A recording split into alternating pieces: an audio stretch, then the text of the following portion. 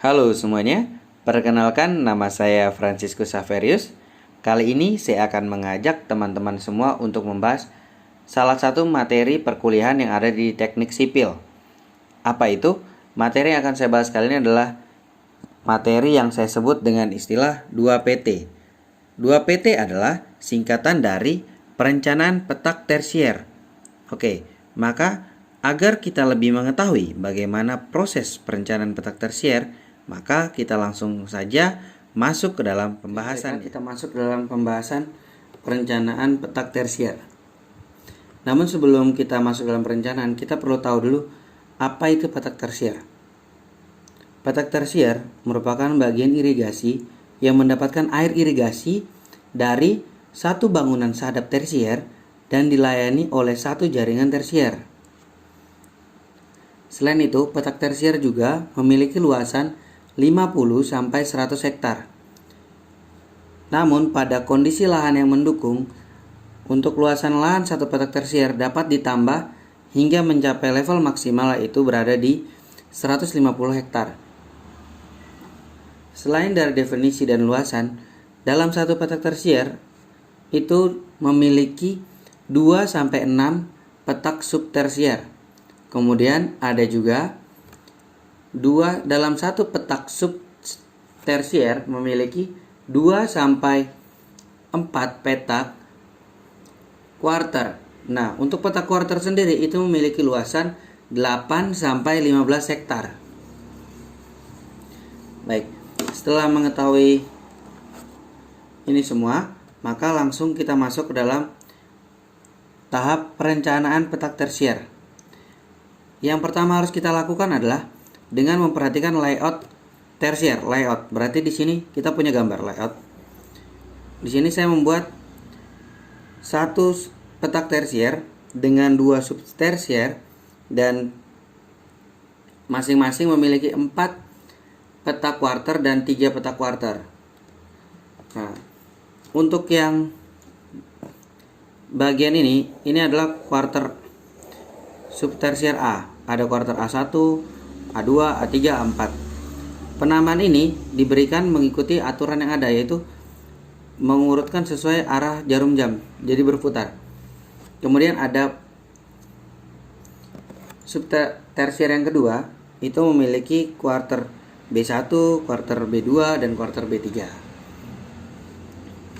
Selanjutnya, bagaimana cara agar kita tahu dari mana kita menempatkan posisi dari bangunan sadap, box tersier, box quarter, dan sebagainya. Atau aliran biar masuk sawah itu bagaimana? Tentu kita harus membutuhkan yang namanya elevasi ketinggian, karena bergerak dengan air bergerak dari permukaan yang lebih tinggi menuju permukaan yang lebih rendah. Sehingga di sini kita melihat adalah garis peta kontur. Dengan ketinggian di sini ada yang 21, 20,5 dan 20. Garis ini miring seperti ini.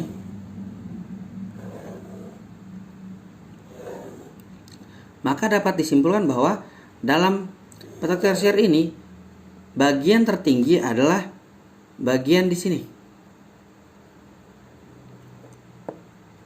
Maka kita ambil bangunan sadap, kemudian kita alirkan ke box tersier dengan kita simbolkan kotak T1 box tersier.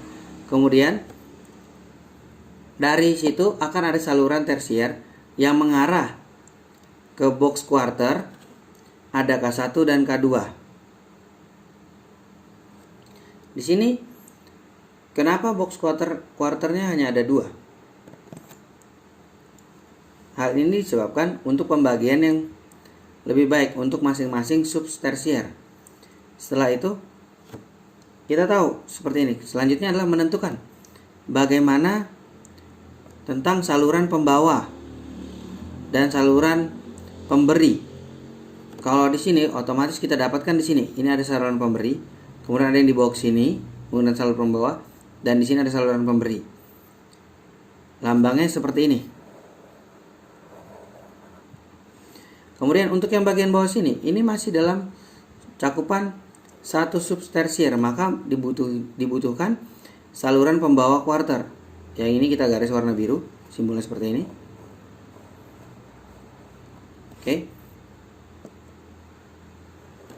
Oke, berarti untuk kuarter subtersier 1 dengan kuarter A1, A2, A3, dan 4 sudah selesai untuk pengantaran air atau air yang untuk masuk dalam petaknya. Kemudian kita bahas lagi untuk bagian subtersier yang kedua, yaitu bagian yang B, di mana ada petak kuarter B1, B2, dan B3. Bagaimana caranya?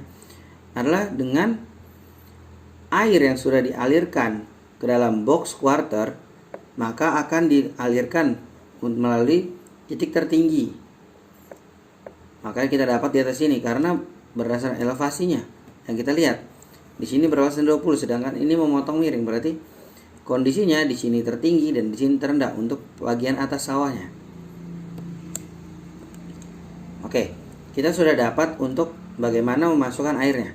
Lantas, hal berikutnya yang harus kita perhatikan adalah bagaimana mengontrol air agar air itu dapat keluar sehingga sawah itu tidak meluap atau dapat dikeringkan, yaitu dengan cara mengadakan saluran pembuangan. Saluran pembuangan itu ada di mana? Di bagian titik terendahnya. Kenapa? Karena agar gampang keluar. Nah, karena di sini tertinggi, di sini terendah, berarti di sinilah lokasinya yang kita beri warna merah. Nah, ini saluran pembuangan untuk kuarter. Ya, buang kita ke ujung. Kita berikan di sini saluran pembuangan untuk tersier. Jadi yang dari sini ke sini dan dibuang ke ujung sini, buang, kemudian diteruskan ke bawah sini. Yang dari sini juga sama, di bagian bawah, kemudian akan bertemu di sini, dan aliran buangan ini akan diteruskan ke saluran pembuangan utama atau saluran pembuangan sekunder. Jadi seperti itu.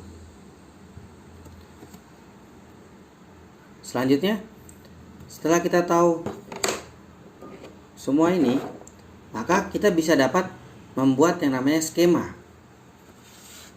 Bagaimana skemanya? Cara membuat skema adalah dengan melihat gambar ini. Oke.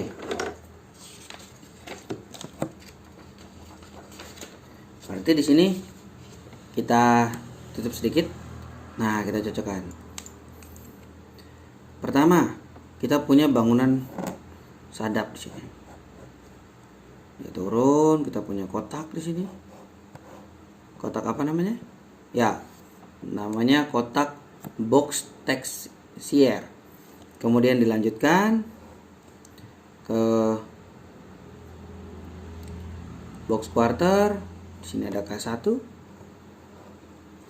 Nah, K1 itu dia ada ke bagian A1. Kemudian ada A2, ada A3,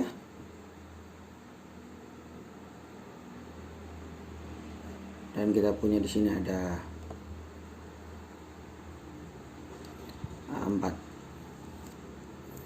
Kemudian kita juga punya lagi di bawahnya itu ada K2, dia mengalir ke B1, B2, dan B3.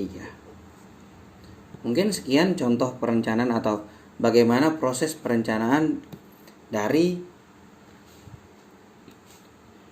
petak tersier. Terima kasih, bila ada salah kata mohon dimaafkan. Saya akhiri, sampai jumpa.